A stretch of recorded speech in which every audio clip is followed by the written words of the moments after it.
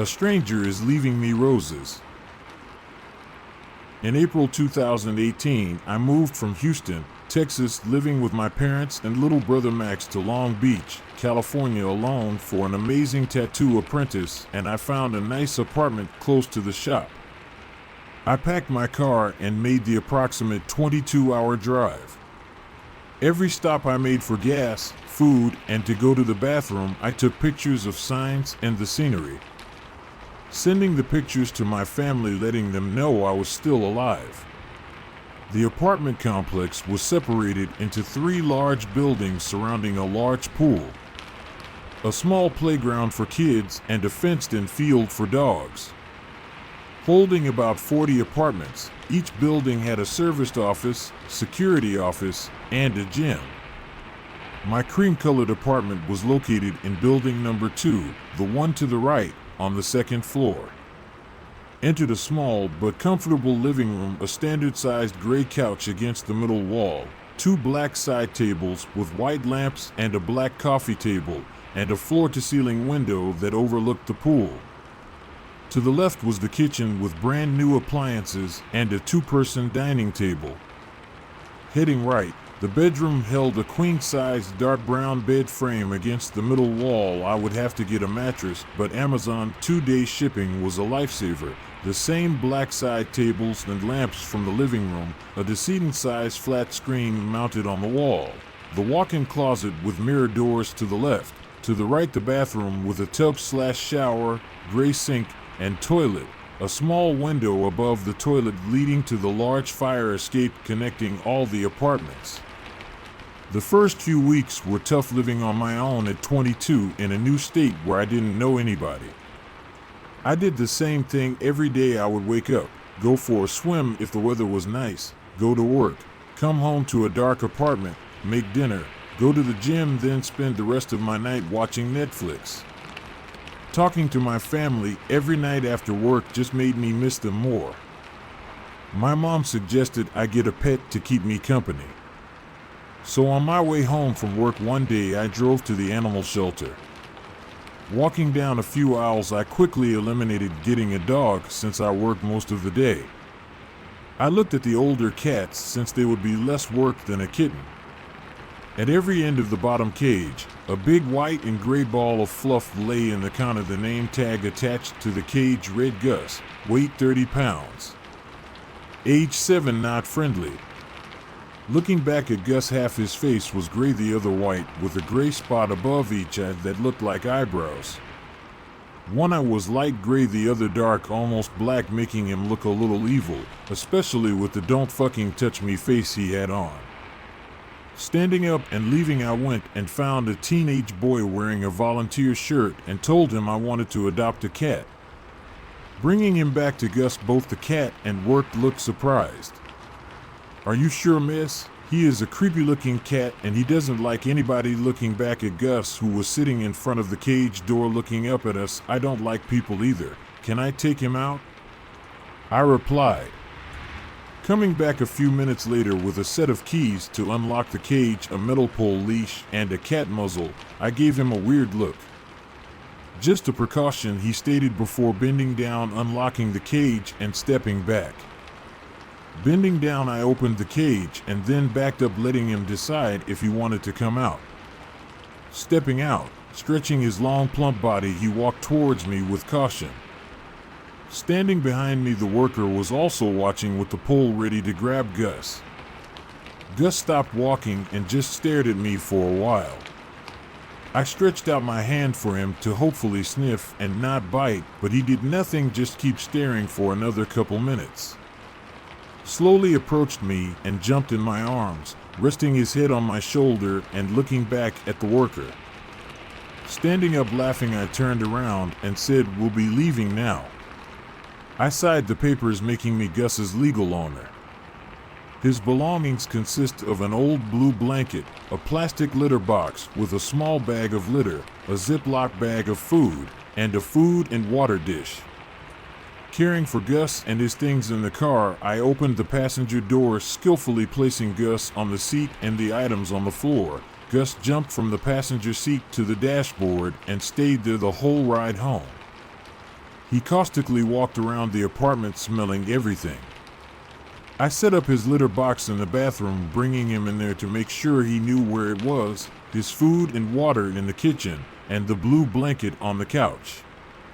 FaceTiming my family and showing them Gus Max said he looked creepy, and my dad agreed. Mom said he was unique. I know she was trying to be nice, but he was my creepy Gus. The rest of the night was spent lying on the couch with Gus looking at Amazon. I ordered him a 3-tier cat post/house, a new water and food bowl, a litter box with a cover, a large bag of litter and food, treats, toys, and anything else that I thought would make him feel more at home. After a while on my phone, I cleaned up my snake and drink, closed the curtains, and got ready for bed. Around 3 a.m. I woke to Gus meowing/yelling in my bathroom. Half asleep, I jumped out of bed, tripping on my blankets and falling with a thud on my ass. Whispering fuck, I untangled myself from the blankets. Walking into the bathroom, Gus was sitting on top of the toilet looking at the window, hissing. The window was covered with the blinds, so I couldn't see what was causing him distress. Thinking it was an animal on the fire escape, I picked Gus up and brought him back to bed. I swear once I was back under the covers, I heard what sounded like someone walking on the fire escape away from my window. He looked at Gus, who was focused on the bathroom door, and his focus stayed there all night. The next morning when I was in the bathroom getting ready for work, the incident from last night made an uneasy feeling form in the pit of my stomach.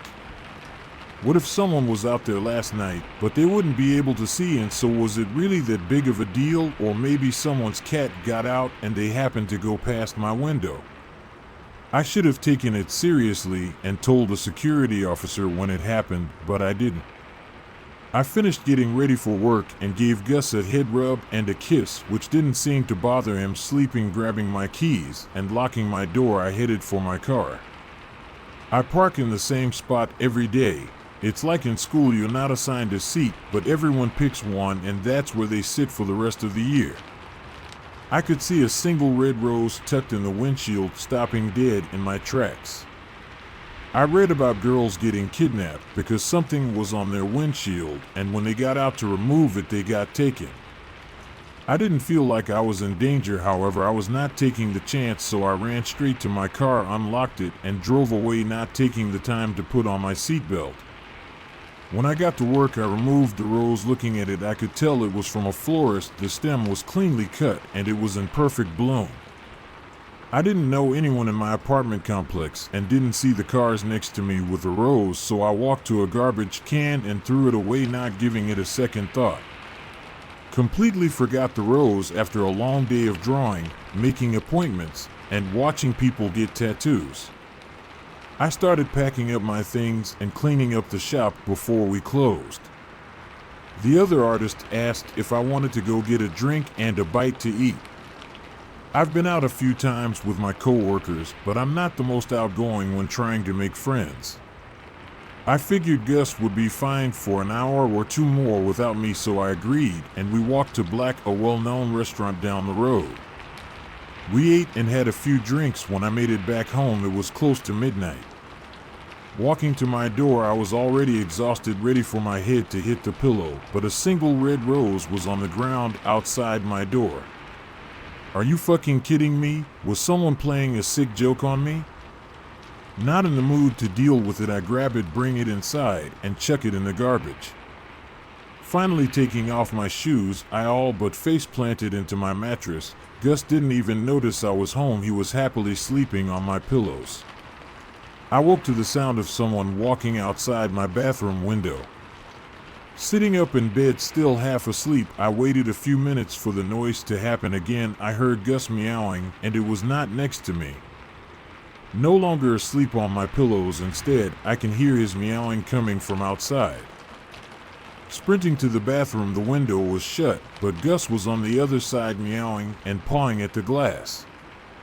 How the fuck did that happen? Opening the window and grabbing him, I look outside and didn't see anyone, but in the spot where Gus was sitting lays a red rose.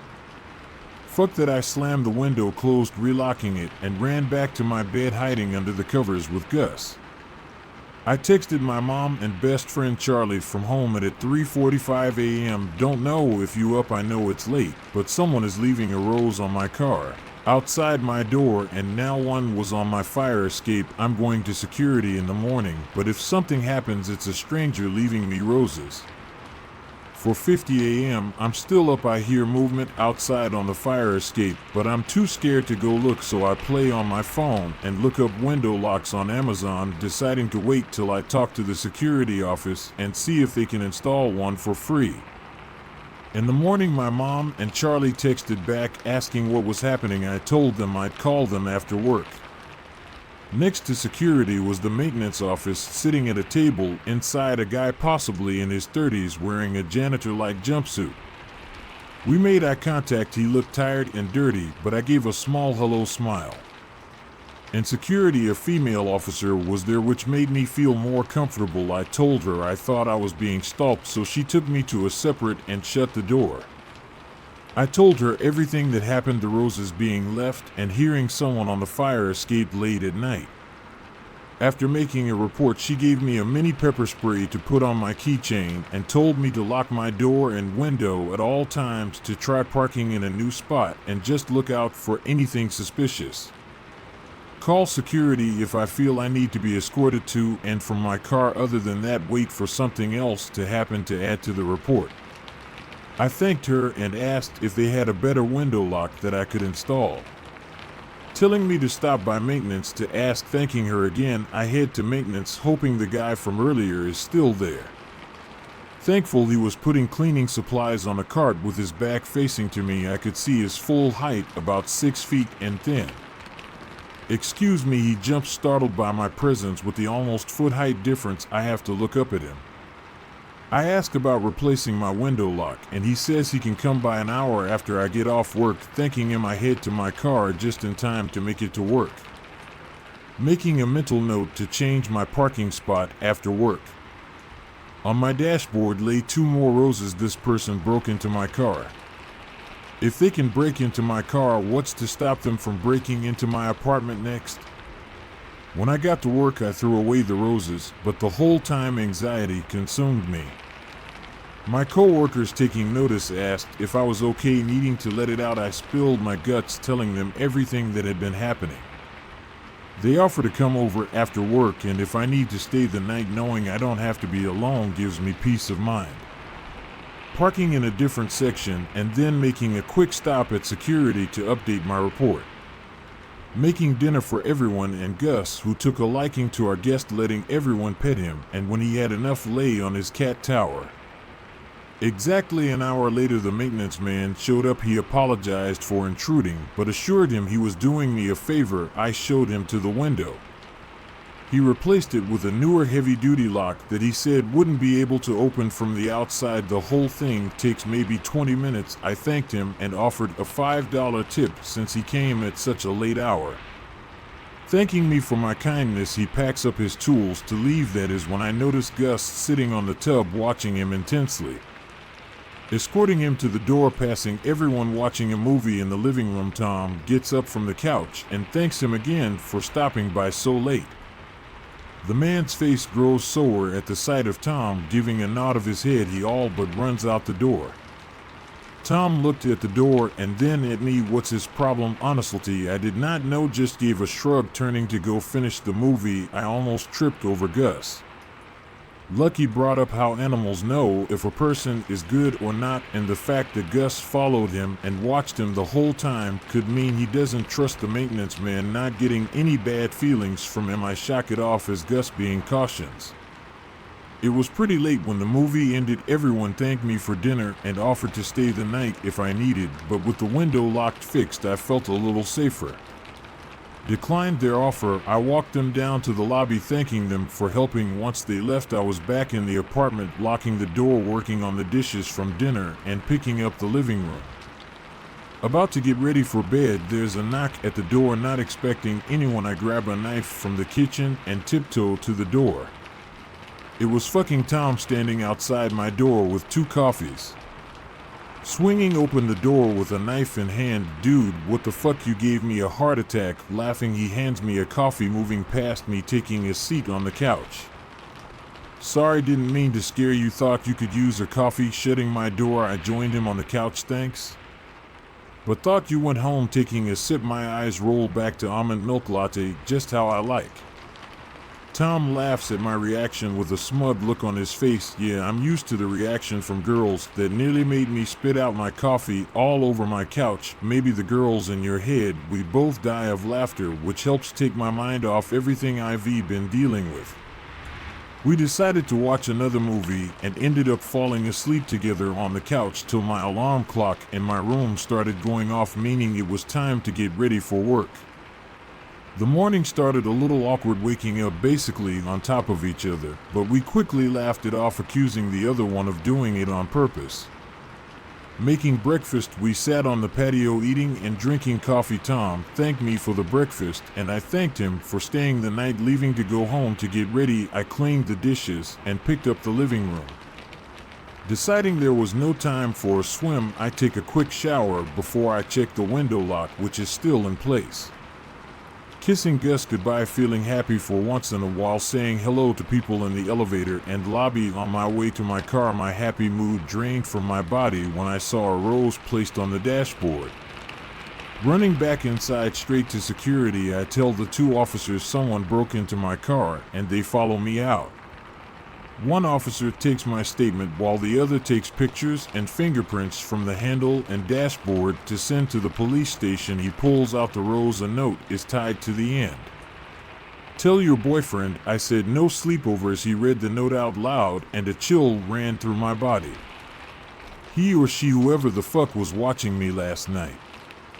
The officer taking my statement asked if I had a boyfriend, telling him no, my friend slept over last night because of everything that's been happening. Asking for the names of the people who were over to eliminate them and bagging the rose for evidence. Advised me to stay somewhere else for a few days while they looked at the security cameras and that a police officer would give me a call. Thanking them, I headed to work, but the whole drive was a blur trying to think of somewhere me and Gus could stay for a few nights. I even considered going home for a while. When I got to work, my boss Mike could tell I was not focused and as enthusiastic to learn. He pulled me to the break room and asked me if I was okay. Nodding my head, I told him it was nothing, just a lot on my mind today, but he didn't buy the bullshit, so he asked again, pushing me into a chair across from him, so I had to look in his eyes. Telling him everything. When I finish, I'm out of breath. His bushy gray eyebrows face downward, causing his forehead and eye wrinkles to be more prominent, giving him an angry expression. Thinking he's gonna yell at me, I put my head down, looking at the floor like it's the most interesting thing in the world. Instead, he pulls my small 5 feet 2 inches frame to his 6 feet 3 inches large frame, hugging me, pulling back. After a few minutes, the serious look still on his face. Jesus, kid, why didn't you tell me? I would have given you time off to look for a new place, or maybe you should go home to visit your family. I shook my head, telling him some of the artists had been over and I'd made a report with the cops. I need to find somewhere to stay for a few nights and I don't want to miss work and go home. Just as I finished the rest of the artist walk and seeing Mike's expression and me hunched over in my chair, they all become serious and Alice asked what's wrong. Tom hugs me from behind, laughing. What did Miss Goody Two Shoes do? So I tell them what happened this morning. The room goes quiet. Then Lucky, the other receptionist, offers me and Gus to stay with her as long as I need, and there are a few apartments available in her building. Not having an option at such short notice, I take her offer. Everyone agrees to come over after work to help me grab my things and look out. Back at my apartment, I packed enough clothes, toiletries, and snacks for a week. Then Gus thought Lucky had a cat, so I didn't need to bring litter or food. While I packed, Mike and Tom talked to security/management, and Lucky, Alice, and Jesse sat and talked. Locking everything and grabbing Gus while the others grabbed the bags, we made our way to Lucky's apartment about 15 minutes away. Staying at Lucky's for a week allowed me to relax, not having to check the locks 4 times, and get well rested, not staying up all night listening for the footsteps. Hanging out with everybody after work, we all became closer and volunteered to help me pack and move into Lucky's apartment complex a floor below her. My lease was up in 2 months, so I got all the paperwork filled out and Mike offered his truck to help move my things. Being around everyone has been great, but I do miss being able to have alone time and sleep in a bed, not on a couch. Monday after work, I decided to go back to my apartment for a few nights to start packing and cleaning. Around 8 they're coming over so we can go to dinner. Till then I got a few boxes from the maintenance. When I unlocked my door, I expected to find a layer of dust on everything. Instead of a dozen roses and a dozen vases, my heart dropped to my feet. Slamming my door shut and locking it, running to my bedroom and locking myself in. Staring at the door for what felt like an hour, I felt the breeze that snapped me out of my haze. There are no windows in the bedroom, which means it's from the bathroom. Grabbing the closest, heaviest object, I tiptoe to the bathroom, pushing open the door. I'm met with shattered glass and dirt shoe prints on the toilet and floor. I call the police, text everyone what's happening, and call security. Tom and Lucky are the first to show up. Both try to comfort me while I panic/rant in frustration. When the police and security show up, they tape off everything, taking pictures and writing notes, asking us questions and getting my statement. An officer came up handing me a note. "Ma'am, this was in one of the vases of roses." Tom and Lucky read the note over my shoulder. "You can't hide from my love." Giving the officer back the note, I grab my things, telling them to call me when they're done and if they have any information. Wanting to leave as soon as possible, I grabbed another bag of clothes and the few valuables I had, then headed back to Lucky's till it was time for dinner. I decided it was better not to call and worry my family. They think my lease ended, so I'm staying with a friend while I look for a new apartment, which is half true. At dinner, we tried to figure out who the secret admirer was. Everyone considered the maintenance guy or someone else who works in the building, but if that were the case, why break the window? After a while, it just made me more frustrated. Dave and Buster's are half an arcade, so we decided to play a few rounds of air hockey and foosball. On the way back to Lucky's, I got a call from the building manager informing me security and the police had not been able to track where the flowers came from. The fingerprints lifted are not in the system and the security cameras were not working at the time of these events. My window has been boarded up and I'm being let out of my lease early. I won't be charged for the window, so I'll get my security back. Thank him for letting me know. I will be moved out by the end of the week. The next few days were busy packing up my things and moving to the new apartment, another one bedroom. The kitchen took up most of the space with the living room/dining room together. The bathroom to the left of the kitchen and my room to the right had huge windows wrapped around from my bedroom to the living room, giving me a great view of the pool. There was no balcony, so no one could climb outside the windows. I kept in contact with the police officer. Sam was handling the case and would call once a week to check in and if more roses were left. Nothing happened for the first 2 months. I would go to work, come home, and either have dinner with Lucky or with the group. The rest of my night, I either go to the gym with Lucky or we go swimming or watch the new Walking Dead season. For Thanksgiving, I planned for me and Gus to go visit the family. I booked our flight in 2 weeks, letting Mike and the others know I'll be out of town for a week. One night after work, I was cleaning up and making dinner when there was a knock at my door, which was odd since Lucky and the others used their keys. Walking to see who it was when a folded piece of paper slid under the door. Approaching the note with caution, I used a broom to slide it closer to me. Opening it, in sloppy, bold handwriting, "Found you." Panic consumed me. I was frozen in fear, staring at the note till there was another knock, followed by another piece of paper sliding directly to my feet. The knocking continued, following another paper sliding under the door. I just stood frozen in the same spot till the knocking turned to bang and the notes sliding from under the door weren't folded, so I could see "Answer the door" or "Don't ignore me." Walking backwards till I hit a wall, I slid down and just cried. I don't know when the banging stopped till I heard the sound of keys. My vision was cloudy with tears. I could make out the door handle turning, and I panicked, sprinting to my room, hiding under the bed. Hearing the door unlock and footsteps over the paper, someone walked around the living room and then turned to the bedroom. Covering my mouth, the footsteps stopped at my bedroom door. "Is she in there?" was Lucky's voice. Coming out from under the bed and looking over the side, I see Tom standing in the doorway. When he saw me, we jumped at each other, hugging me so tight I couldn't cry because I couldn't breathe. When I really couldn't breathe, I pushed out of the hug behind him. Lucky had a handful of the notes in her hand. Lucky makes me a cup of tea to calm down while we wait for the cops. I got my statement and collected all the notes and 2 roses left taped to my door. The cops get the security tape, but it would take a few days to review. Tom tells me to grab a bag and I will be staying with him till I leave.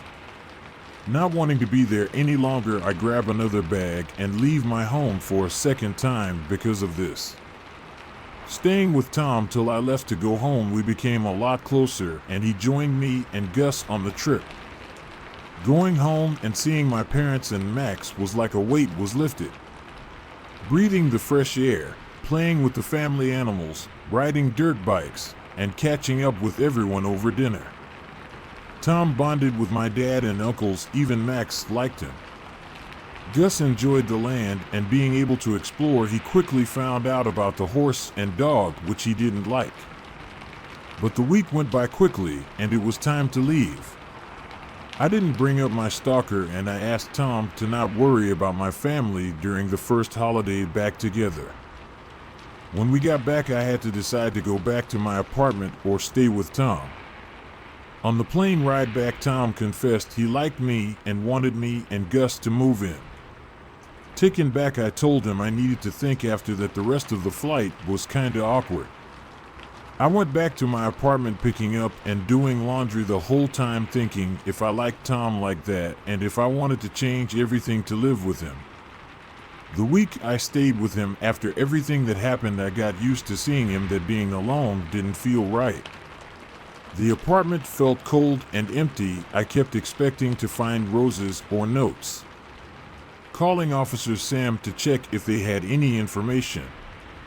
They had nothing solid. The security cameras weren't directed closer to my door. All they got was a tall guy in all black walking down my hallway and the sound of banging on my door. No fingerprints were lifted from the vases or notes, but they took the flowers to a small shop on the other side of town. But since it was a small shop run by an old lady and her son with no security cameras, they remembered a tall man with dark sunglasses and a black hoodie buying all their roses in cash, but couldn't give a good description.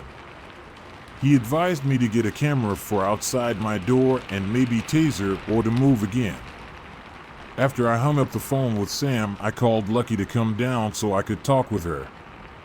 We talked about the pros and cons of my staying and our Thanksgivings. After talking it through, I realized that I had feelings for Tom and I felt safer with him.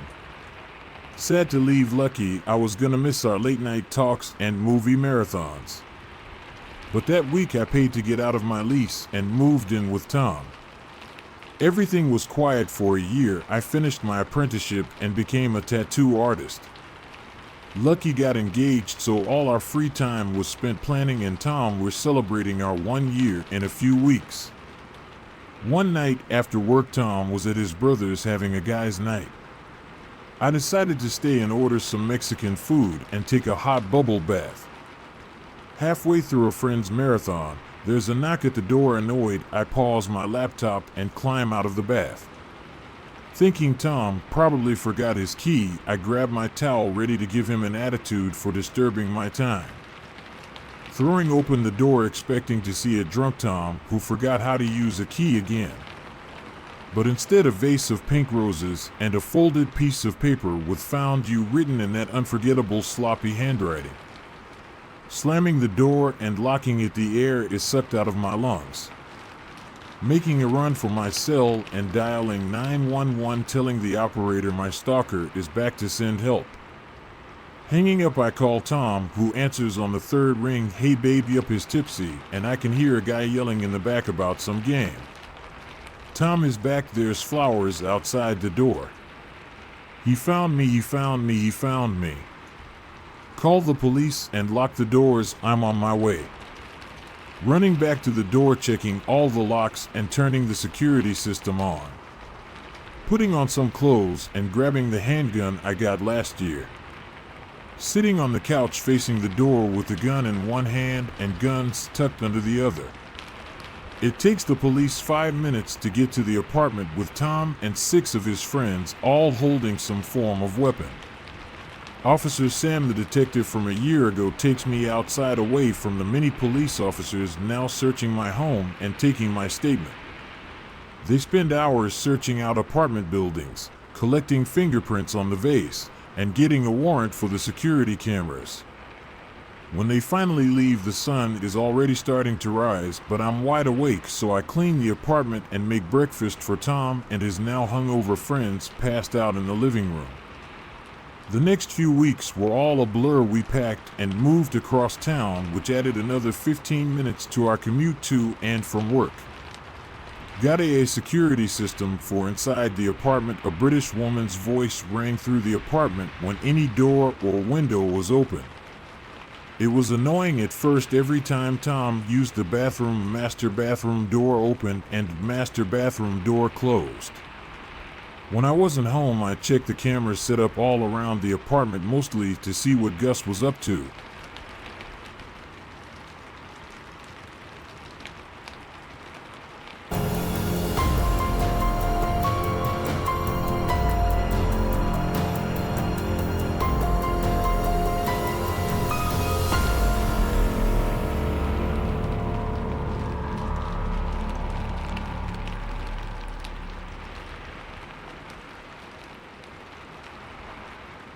I got hexed by a stranger who was potentially an evil spirit. Okay, hear me out. Although I have a great interest in folklore, especially Filipino folklore, as I'm half Filipino, I'm rather skeptical that it's a real phenomenon. But this one incident made me rethink the possibility of its existence.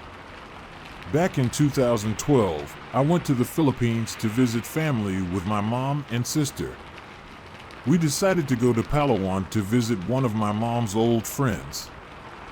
The day it happened seemed fairly regular, as I was out with my cousins and we visited a butterfly sanctuary in Puerto Princesa. That particular day in the jeepney on our way there, this old woman started talking to me.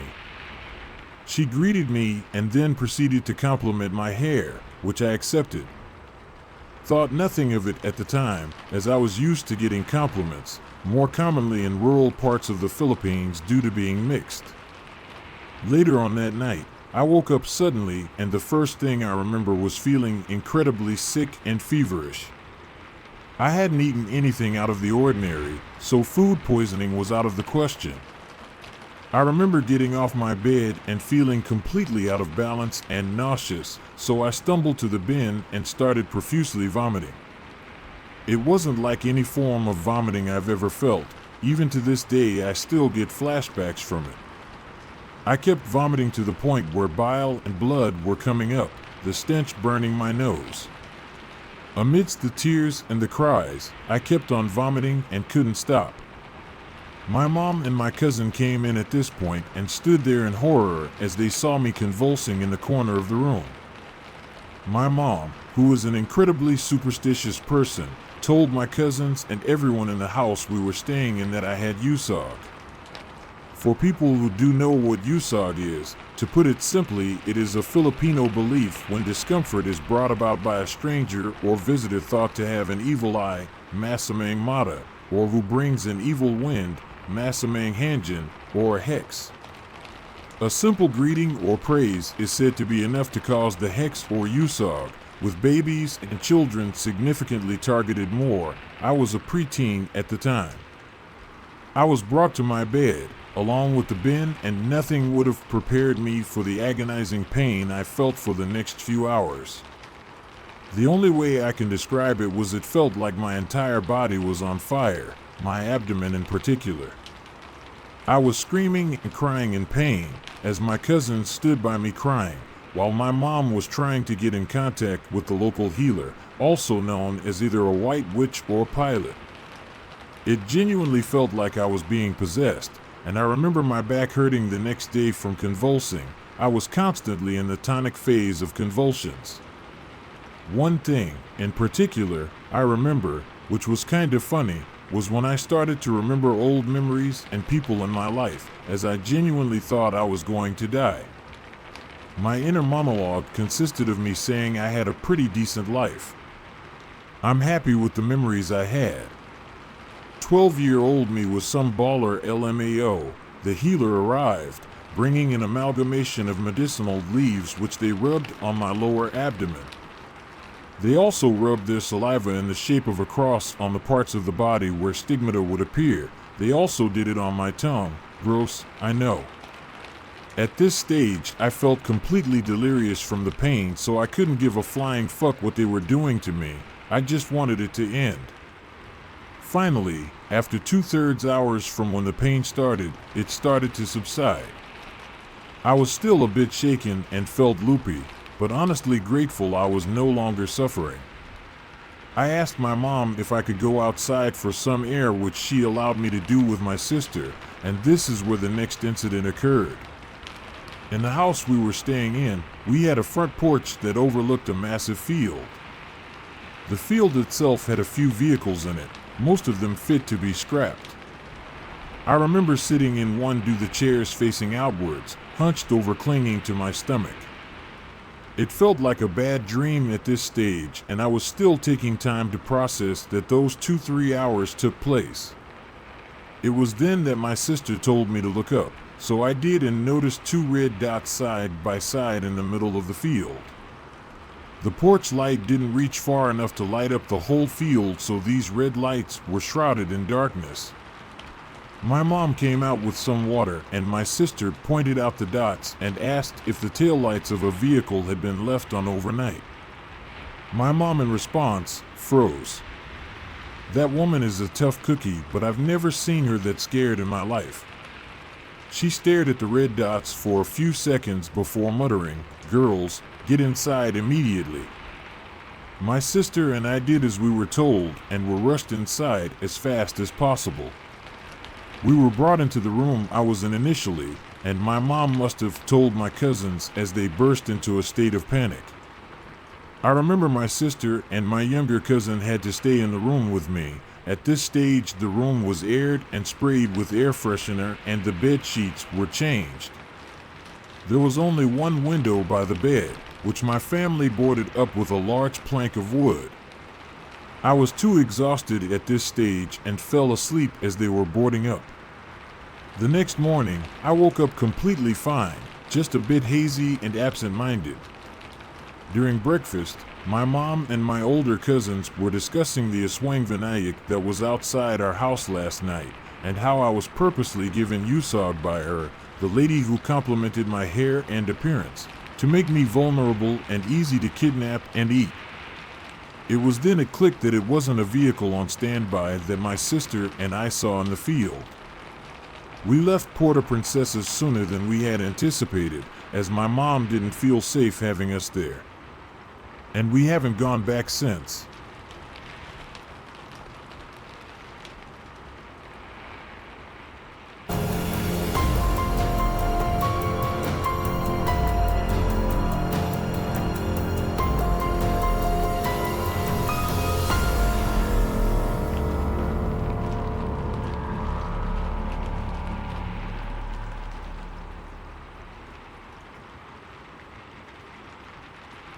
I think 2 strangers saved my life. I was vacationing alone for several days in northern Maine, USA, renting an Airbnb, just me, 29F, and my dog. It was a few weeks after a breakup. We were in between homes and wanted to get away to reassess and sort out my life. On my second day there, I ran into the neighbors who lived there every summer, husband and wife plus one adult child and a grandparent. They were extremely nice and welcoming, and knowing I was traveling alone, invited me for barbecue and drinks multiple nights. Day 4, I went for a long, challenging hike and came back excited to jump into the lake. While floating about, I'm chatting with the neighbors who were on their porch, and a man, probably 40 to 45 years old, paddles over in a pedal boat. I figured he was another neighbor and small talk was made.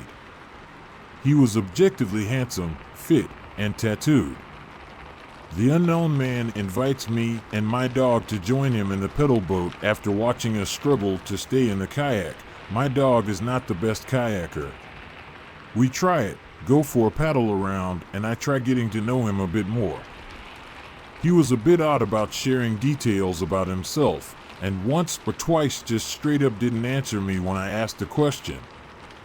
He asked who I was traveling with, red flag, and I lied and said I had some friends in town that would be returning soon.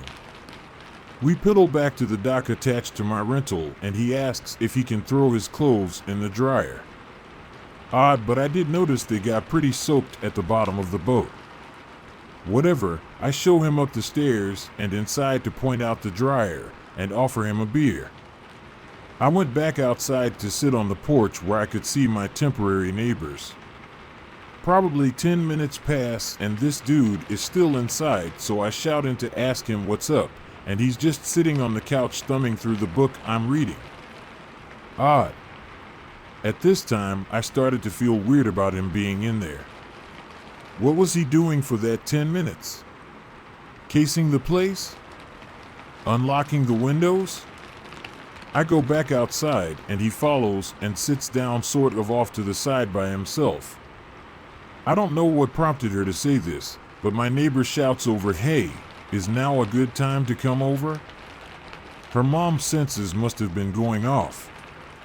I shout back, "Yeah, now is the perfect time."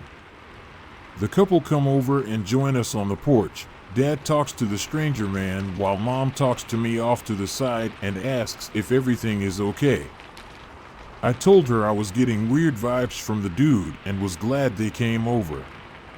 Abruptly, her husband says I left something at home, I'll be right back, and comes back with a fucking gun on his hip, very visible.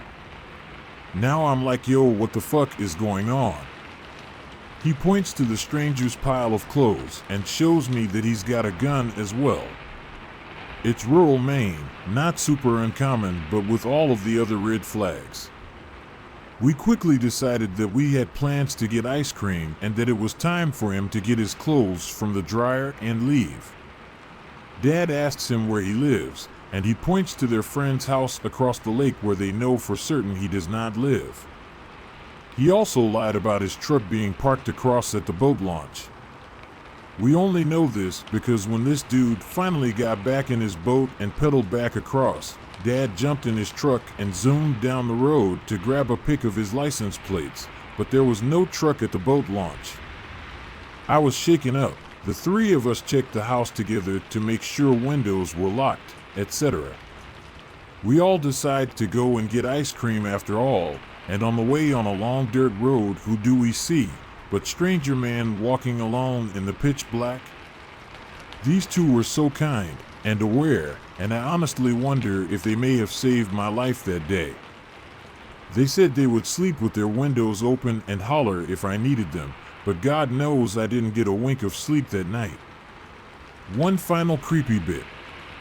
I was checking out the next day, and when I went to return the key to the lockbox outside, the lockbox was gone.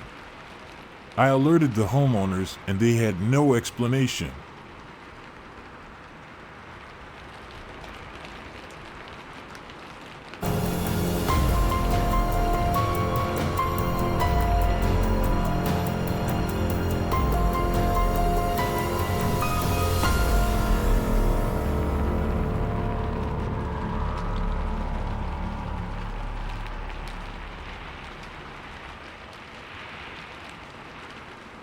A creepy stranger followed me from school and added me on Snapchat. When I was in secondary school, it was beginning to turn into the holidays, meaning I stayed home for a few weeks. But when it was the end of the after-school detention, I left, and a weird stranger was following me on my walk back home. He was staying there smoking, but when I was a bit further away from him, he dropped the cigarette and followed me. His hood was up so I couldn't see his face, and he was looking down, but not fully enough for me to make out his face. I thought he was just following me because he was going home and he had to go in the same direction as me, but I was so wrong. When I went home, he kept on walking to make it believable that he wasn't following me, but I went into my living room and peeked out of my blinds. There was a bench there, and there he sat on it looking at my house as if he was going to break in. He was taking a good look at it for a while. I was starting to get scared and panicked. I don't want to tell my parents because they would think I'm being stupid. Eventually, I stopped thinking about him. After a few hours of going into my room and watching TV, I remembered him. I went to check outside my window and he was gone. Thank God for that, I sighed to myself. My parents were going for a night out and my sister was out with her friends. So there I was left home alone. At the time I was 13, so I was trusted to be home by myself. So I grabbed my credit card, ordered food, and sat down to watch a movie in the living room. It had been some time, so I paused it to go and get a drink when I heard something in my alleyway. I thought it was a fox, but it wasn't. I heard a sniffle, as if it were a person who had a blocked nose. I got scared and shut the curtains. A few moments later, I got a friend request on Snapchat. I accepted it and said, "Who's this?" But they left me on read. After minutes of spamming, I saw their Bitmoji pop up while they were typing, and they sent a message saying, "Sorry, I mistook you for someone else." I replied, "Oh, okay." They never unadded me, and I never unadded them. That's when I realized I had my Snap Map on so they could see where I lived, but it was too late. They had already seen my location, and we were heading towards me. Later, I got tired and went to bed. Then I was going to shut my curtains and blinds. I saw Ansat on the bench. It looked like the same man who followed me home. I got creeped out. He was the one who added me on Snapchat. "What the F***CK, I whispered to myself. I dashed out of my bed to check again, and the man on the bench was heading towards my house. I didn't answer the door, but he knew I was home. I got scared and locked myself in the bathroom and called 911. I was crying out of fear whilst talking to the officer. He couldn't make out a word I was saying. Eventually, I calmed down and told them my address and what happened from the day I left school. They said the police would be at my house in 8 minutes, but those 8 minutes would be the scariest time of my life. I heard my back door open and I was panicking so much and breathing I got lightheaded. I heard drawers open in my kitchen and living room. After scavenging through everything, I heard footsteps slowly heading upstairs. I tried to calm myself down, but it only made me more scared, holding in my cries. Right in front of my staircase is the bathroom, so that would be the first thing he would search for. I saw the doorknob twisting and turning, and I got so scared. But then that's when the police arrived. The man got scared and escaped through my back door and just ran away. The police came and I opened the door. I explained everything once again. The only footage I had of him was my front door camera. There were only 2 clips. One of him going into my alleyway and the second of him escaping. Months have gone by and I'm still really scared. There have been no reports or anything of this man. Ever since then, I have always been scared to be home alone.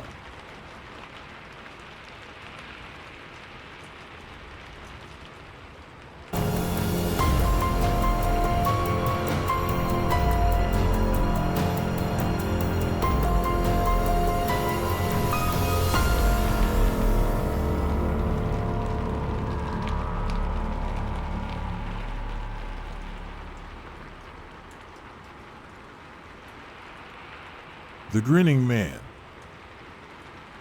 In 2017, a small town in the middle of nowhere was plagued by a mysterious stranger known as the Grinning Man.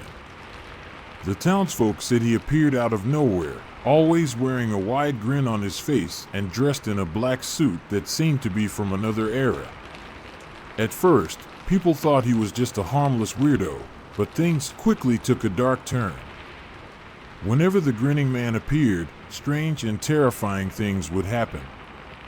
People reported feeling like they were being watched, and some claimed to have seen the Grinning Man outside their windows at night, just standing there and smiling. One woman even said she woke up to find the Grinning Man sitting at the foot of her bed, still smiling that unnerving smile. She said she screamed and ran out of the room, but when she came back with the police, he was gone. As more and more people reported seeing the Grinning Man, the town became gripped by fear. Parents kept their children indoors, and people stopped going out at night. The police were baffled, as there were never any traces of the Grinning Man found, no fingerprints or DNA. Despite the fear, some people became obsessed with finding the Grinning Man. A group of young men armed themselves with baseball bats and went out into the woods to try and find him. They never came back. Then, one night, the Grinning Man appeared at a local diner. He sat down at the counter, still grinning that unnerving smile. Everyone in the diner froze, unsure of what to do. The Grinning Man ordered a cup of coffee, and the waitress nervously poured it for him. As she did, she noticed something strange about the cup. It was covered in tiny scratches like someone had been carving something into it with a knife. The Grinning Man took a sip of his coffee and then suddenly stood up, still grinning.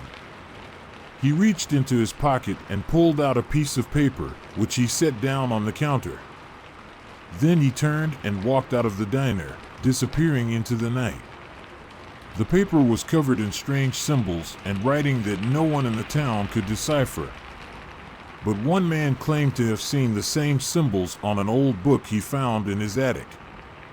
The book was written in a language no one could read, but it was filled with descriptions of ancient rituals and summoning spells. As more people delved into the mystery of the Grinning Man, they began to uncover a horrifying truth. The Grinning Man wasn't just a random weirdo, he was something far more sinister. He was an ancient entity, summoned by a group of occultists who had lived in the town years before. They had summoned him to do their bidding, but when they lost control of him, he turned on them. They tried to trap him, but he was too powerful. So, they sealed him away in a ritual that required the sacrifice of several innocent people. The Grinning Man had been freed by the scratches on the coffee cup, which were part of a summoning ritual. He had been summoned to wreak havoc on the town, and he had succeeded. As the townsfolk learned the truth, they realized that the Grinning Man wasn't just a creepy stranger, he was an ancient evil that had been unleashed on their town. And there was nothing they could do to stop him.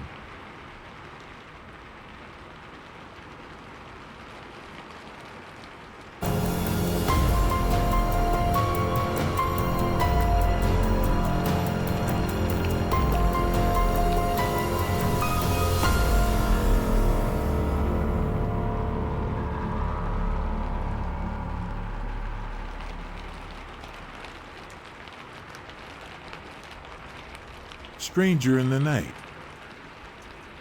Well, this story might not be as scary as others, but believe me, it was scary as hell to me at the time. But when I was 8 years old, I was used to sitting looking out my window at night. Just wonder about things and think about school, my life, friends, girls, and Batman. I know weird, right? But anyway, we lived in a 4-apartment building. 2 at the bottom and 2 at the top. We stayed in one of the ones at the top.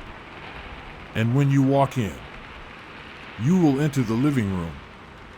Walking past that, you will enter my mama's room.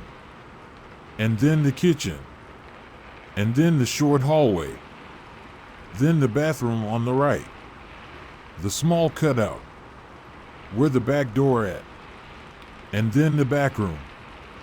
So, I'm sitting there, like always daydreaming or night dreaming or whatever, and then I could hear someone jumping our backyard gate, but I couldn't see it because the side my window was on. I only could see the side of my apartment building. But not long after hearing the gate, I could see a man in black turned on the side of the building that I was on, carrying a ladder. So, without moving or saying anything, I watched the man put the ladder on the side of the building next to our bathroom window, climb up and start using something to escape the side of the window or something. Like he was going to try and pull the whole window out or something. But I don't know. But what I remember is running into the room where my mama and stepdaddy were sleeping, trying to wake them up, while trying to tell them that somebody is trying to break into our house. But my stepdaddy said, "Boy, take your ass back to sleep." But I didn't stop shaking my mama, telling her that someone is trying to break in. And finally, my mama said, "What if someone is trying to break in?" and got up to come and look. When we got to my room, she turned on the lights, and I went back to my window and looked out, because I thought by her turning on the lights, he would be gone. But he wasn't. He was still doing something to the bathroom window. So I pointed and said, "See, there he goes," and turned and looked at my mama. But when she stuck her head out, he was gone. But the ladder and thing he had in his hands was lying on the ground. The thing he had was a crowbar. After we called the police, we found out that there has been going around breaking into people's houses and raping the women while the men will be tied up and forced to watch. Thank you, Mama, for believing in me enough to check. Who knows how things would have been?